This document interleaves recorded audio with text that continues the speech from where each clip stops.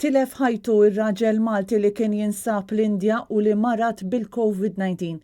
L-aħbar saret pubblika ftit tal-minuti wara li l-professur Charmaine Gawci temmet il-konferenza tal-aħbarijiet ta' kull nhar ta' ġimgħa.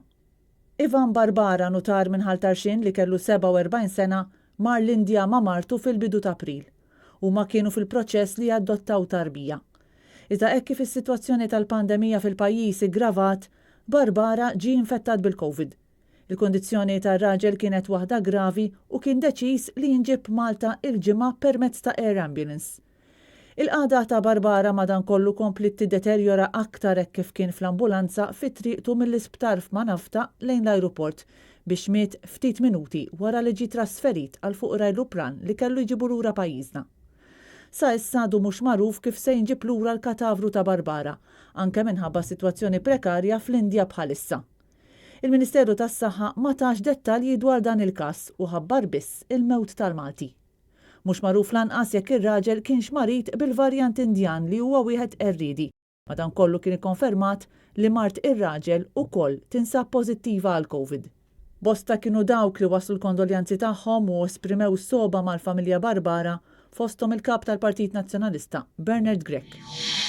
Sa dan it-tant waqt il-konferenza tal-aħbarijiet li matula tagħti l-aġġornament dwar is-sitwazzjoni tal-pandemija f'pajjiżna, il-professur Charmaine Gawci kompli tappella biex kulħadd jibqa' jżomm mal-miżuri ta' mitigazzjoni li hemm fis-seħħ bħalissa u qalet li kienu dawn il-miżuri flimkien mal-vaċċin li qed jgħinu biex pajjiżna inaqqas il-każijiet ta' infezzjoni.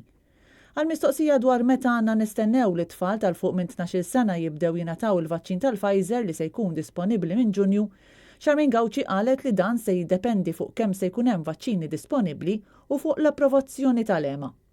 Il-professur Gawci spjegat li l-proċess tat-tilqim qed ikompli bil-konsenni li għandna f'pajjiżna filwaqt li t-tilqim bil-vaċċin tal-Johnson & Johnson mistenni jibda mill-ġimgħa d-dieħla.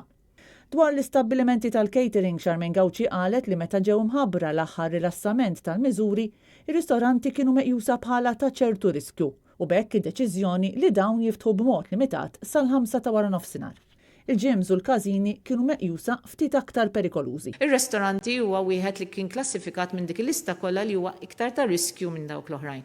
Allura li għamilna huwa li anka l-ftuħ tar-restoranti ħajkun phased approach, jiġifieri huwa għalhekk li aħna rajna li l-aħjar huwa li niftħu r-restoranti sal-lunch, jiġifieri li inti tħallihom sal-5, ħalli bekk inti l-impatt li jkun hemm ikun inqas minimu. U l-istess gyms u bars u oħrajn huma klassifikati naqra iktar l-isfel bħala riskju, ġifli kollhom naqra iktar riskju, allura sakemm is-sitwazzjoni tibqa' stabbli mbagħad dawn jiftħu iktar il qudiem. Charmaine Gawci qalet li d-data għal ftuħ sħiħ ta' ristoranti kif ukoll għal ftuħ tal-każini, barijiet u gyms tkun imħabbra meta jkun il-waqt. Dwar l-użu tal-maskra ħdejn il-baħar, il-professur Gawci qalet li l-ilbis tal-maskra hu obbligatorju fil-postijiet pubbliċi kollha, iżda mhux waqt l-hawn. Fuq il-beach irid jilbes il-maskra, però jekk inti ħadd inżel biex tom, inti ħadd neħi l-maskra tmur tom, u mbagħad importanti li xejn inti titla' lura, importanti li terġa' tilbes il-maskra mill-ewwel. Intant hekk kif il-każijiet ta' COVID-19 f'pajjiżna issa qed jonqsu l-imwiet ukoll qed ikunu aktar rari, il-professur Charmaine Gawci tibqa' tappella biex kulħadd iżomm mal-miżuri ta' mitigazzjoni li għad hemm fis-seħħ.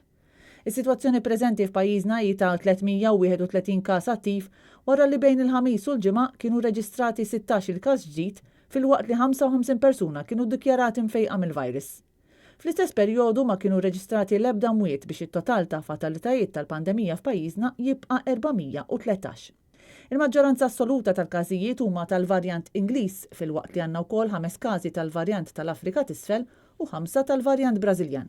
Fil-fatt il-varjant Brażiljan instab fatt ta' studenti universitarji li għamlu parti minn klaster ta' 11.